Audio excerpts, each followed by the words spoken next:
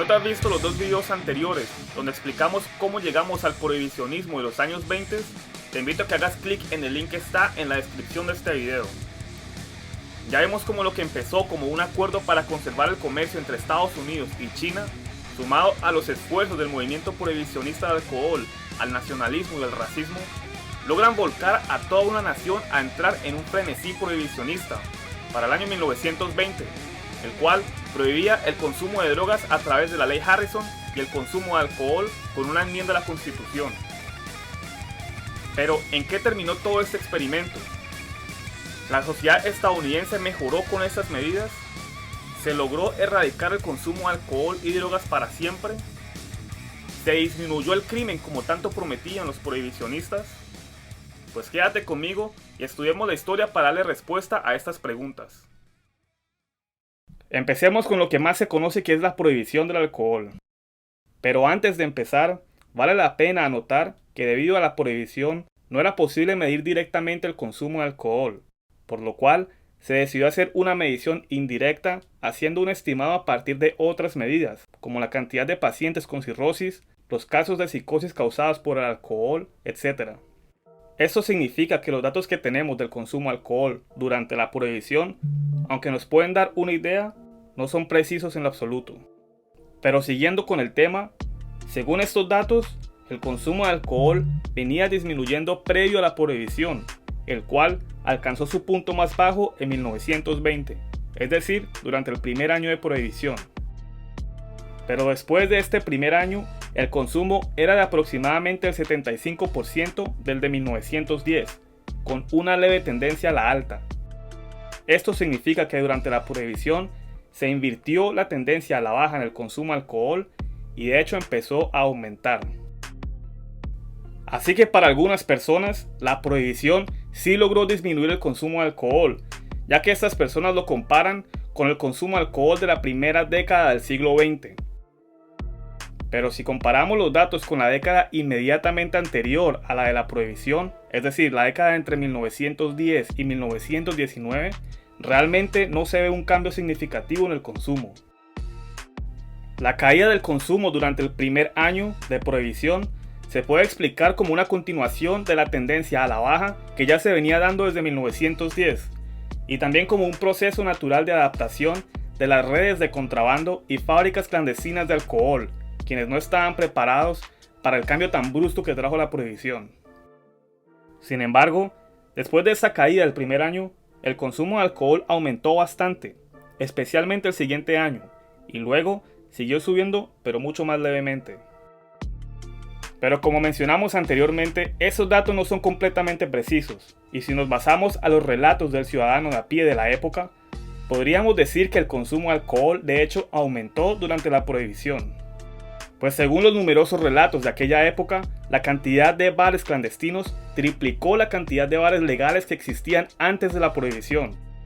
Es decir, durante la prohibición habían 3 veces más bares que antes de la prohibición. Pero no solo eso, también empezaron a aparecer bares en vecindarios donde antes no existían, y la razón para que esto pasara es que las leyes que regulaban a los bares a no estar cerca a escuelas o iglesias ya no tenía ningún sentido, pues tener un bar en sí ya era prohibido completamente. Esto en la práctica quiere decir que tener un bar enfrente de una escuela secundaria era igual de malo a tenerlo a 100 kilómetros de distancia. Esto por supuesto causó un aumento significativo en la cantidad de bares clandestinos en lugares residenciales donde antes era inaudito tener un bar. Aquí se aprecia muy claramente cómo el prohibicionismo es muy bonito en la teoría, pero en la práctica no significa más que la completa desregulación, causando el efecto completamente opuesto al esperado. Pero no solo el aumento de estos bares indica un aumento en el consumo de alcohol, pues la prohibición también causó un aumento en el consumo en un sector de la población que tradicionalmente no se embriagaba. Estamos hablando de las mujeres, y especialmente las mujeres jóvenes. Antes de la prohibición, y especialmente en ciertas zonas de los Estados Unidos e incluso el mundo, los bares eran lugares casi exclusivos para hombres. Las únicas mujeres que eran vistas en los bares eran las prostitutas. Sin embargo, con la prohibición, todo esto cambió. Las mujeres, ahora en tiempos de prohibición, podían liberarse de las ataduras sociales detrás de esas paredes secretas que la clandestinidad de los bares les ofrecía. Para las mujeres jóvenes, estos lugares eran como entrar a una sociedad secreta lejos de los ojos prejuiciosos de la sociedad y donde podían divertirse todo lo que quisieran a puerta cerrada. Esto al final causó un cambio cultural donde las mujeres empezaron a frecuentar bares y a embriagarse junto a los hombres.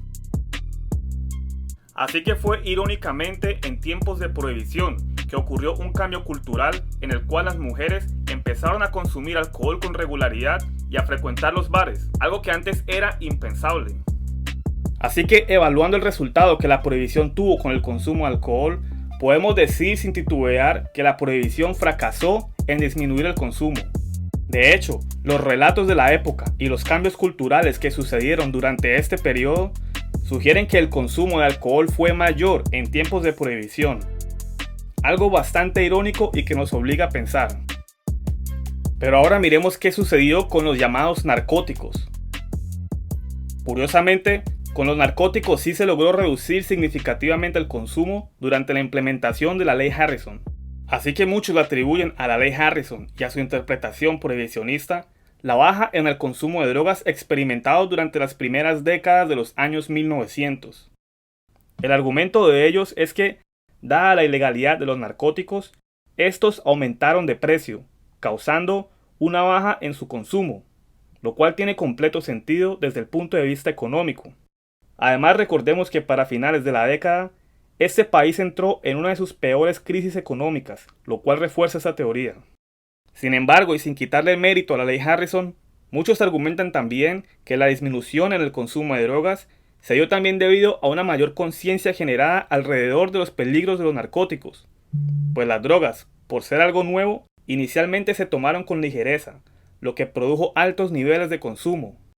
Pero una vez visto los peligros de las adicciones, fueron tomadas con mayor respeto. Esa teoría de hecho concuerda con la disminución en el consumo observado desde años anteriores a la Ley Harrison. Aunque hay quienes van incluso más allá y señalan que la Ley Harrison en realidad no contribuyó demasiado con la baja en el consumo de drogas.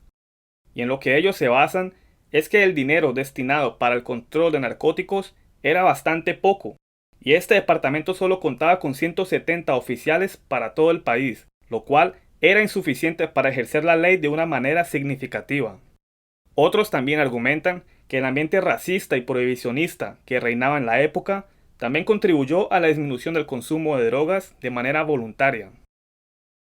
Como pueden ver, es aún un tema que genera controversia y en lo que muchos historiadores aún no se ponen de acuerdo. Pero las evidencias sugieren que la Ley Harrison, aunque sí contribuyó a la disminución del consumo de drogas, realmente fue una contribución moderada si lo comparamos con el efecto que tuvo las presiones sociales y la nueva información referente a las adicciones. Ahora bien, pasemos a ver los avances que se lograron con respecto al crimen con la prohibición del alcohol y las drogas.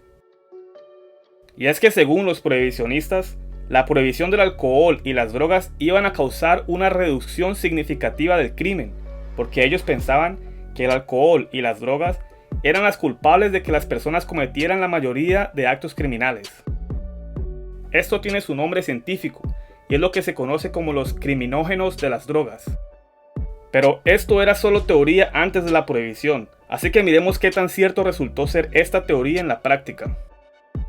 La realidad, desafortunadamente, resultó ser completamente lo opuesto a lo que los prohibicionistas esperaban. El crimen en todos los Estados Unidos aumentó considerablemente en los tiempos de prohibición y cayeron tan pronto como la prohibición se acabó.